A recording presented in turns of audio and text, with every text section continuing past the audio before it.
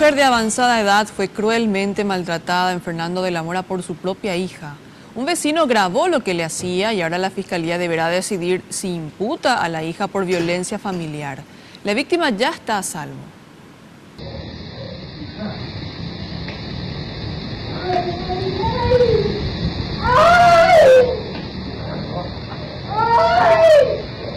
La víctima de 90 años está sentada en su silla de ruedas frente a una mesa.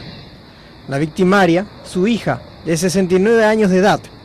En varios momentos se observa que la mujer le exigía que se alimente y la víctima se negaba. Un poblador de la zona, de nombre Edgar Álvarez Pacielo, decidió grabarlas hace un par de días. Tan grande fue su indignación que publicó en sus redes el hecho, incluido el video.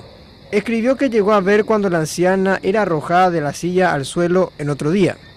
Finalmente la fiscal de Fernando de la Mora, Karina Jiménez, ordenó que el adulto mayor sea retirada de la vivienda y un médico forense no encontró secuelas de maltratos físicos, pero sí psicológicos y estirones de cabello y algunas bofetadas. Jiménez resolverá en las próximas horas imputar a la golpeadora Yolanda Tomás, quien se expone a una pena carcelaria de 1 a 6 años por violencia familiar.